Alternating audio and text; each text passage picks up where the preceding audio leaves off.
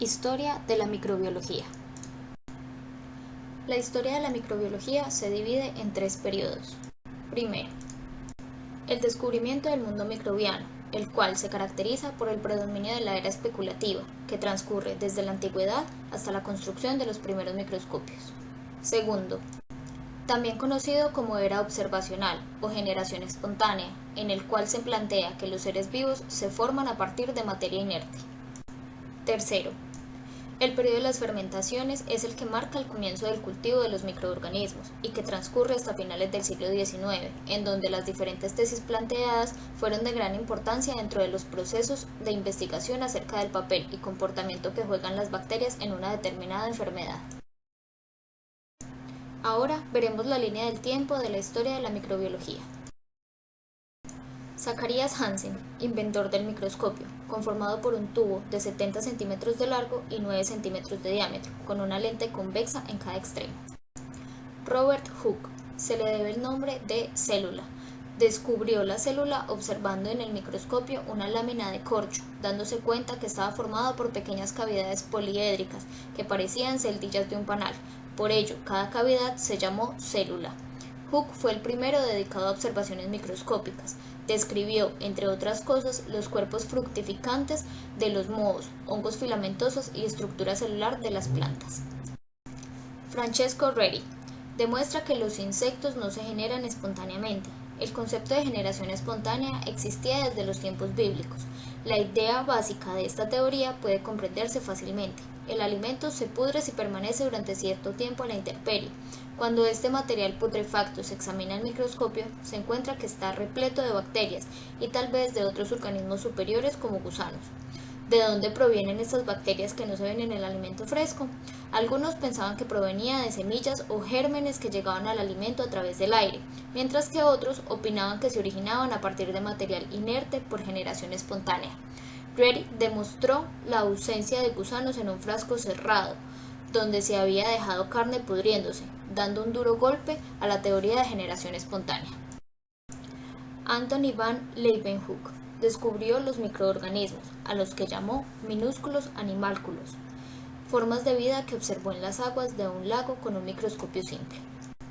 Carl Linnaeus sentó las bases de la taxonomía moderna, creó un sistema de nomenclatura binomial para clasificar a los seres vivos, fue quien agrupó los géneros en familias, estas en clases y las clases en reinos.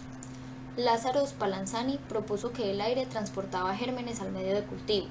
En ampollas de vidrio selladas pone tejidos en descomposición previamente esterilizados con calor, pero esta vez hierve por más tiempo los caldos nutritivos. De esta forma eliminó la posibilidad del surgimiento espontáneo de microorganismos.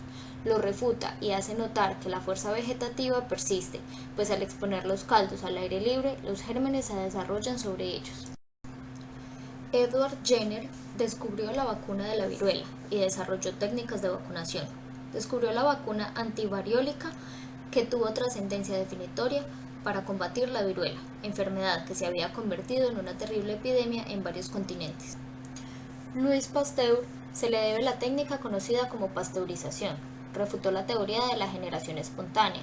Demuestra que la fermentación y descomposición se deben a la acción de microorganismos en caldos nutritivos. Inventó la vacuna contra la rabia, hizo estudios sobre la fermentación alcohólica y láctica e implementa procesos de esterilización. Joseph Lister descubrió los antisépticos. Desarrolló mediante calor la práctica quirúrgica de la asepsia y la antisepsia, mejorando notablemente la situación postoperatoria de los pacientes. Contribuyó a reducir en gran medida el número de muertos por infecciones contraídas en el quirófano después de que los pacientes fueran sometidos a intervenciones quirúrgicas. Robert Koch, considerado el fundador de la bacteriología, fue el primero en aislar microorganismos y descubrió el bacilo de la tuberculosis. Koch aisló el microorganismo causante de esta enfermedad y lo hizo crecer en un cultivo puro, utilizando este cultivo para inducir la enfermedad en animales de laboratorio, en su caso la cobaya, aislando de nuevo el germen de los animales enfermos para verificar su identidad comparándolo con el germen original. Walter y Angelina Hesse, surgimiento del agar-agar. Walter se dio cuenta que la gelatina y budines que hizo su esposa no se derretían a temperatura elevada, preguntándole a Fanny a qué se debía. y ella le comenta que empleó agar para su preparación. Gracias a ello, Walter sugirió el agar como una sustancia ideal para el medio de cultivo. Christian Gram desarrolló su método de tinción de bacterias. Utilizó anilina y violeta de genciana y después de un tratamiento con lugol y etanol observó que algunas bacterias retenían el colorante mientras que otras no lo hacían. Esto permitió dividir las bacterias en gram positivas y gram negativas, clasificación que es de gran utilidad hoy en día para elegir un tratamiento de antibiótico. Julius Richard Petri inventó la placa Petri. Esta se utiliza en los laboratorios principalmente para el cultivo de microorganismos, soliéndose cubrir el fondo con distintos medios sólidos de cultivo, según el microorganismo que se quiere cultivar. Alexander Fleming descubre la penicilina. Al inspeccionar sus cultivos antes de destruirlos, notó que la colonia de un hongo había crecido espontáneamente como un contaminante en una de las placas de Petri. Fleming observó más tarde las placas y comprobó que las colonias bacterianas que se encontraban alrededor del hongo eran transparentes debido a una lisis bacteriana, para ser más exactos, Penicillium. Es un moho que produce una sustancia natural con efectos antibacterianos, la penicilina.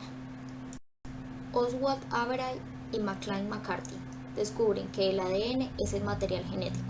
El ADN es el material del que los genes y los cromosomas están formados y de cómo estos definen la sexualidad del ser humano. Anteriormente se creía que eran las proteínas los portadores de los genes. James Watson y Francis Crick descubrieron la estructura molecular del ADN. La estructura de la molécula de doble hélice, que es el ADN, dio al mundo la llave para entender todos los secretos de la vida. Toda la vida en la Tierra existe únicamente gracias a este omnipresente ADN, desde la bacteria más pequeña hasta el hombre. Robert Whitaker, clasificación taxonómica. Su principal aporte a los estudios científicos fue la propuesta de clasificación taxonómica de seres vivos en 5 reinos: Animalia, Plantae, Fungi, Protista y el actualmente obsoleto Reino Monera.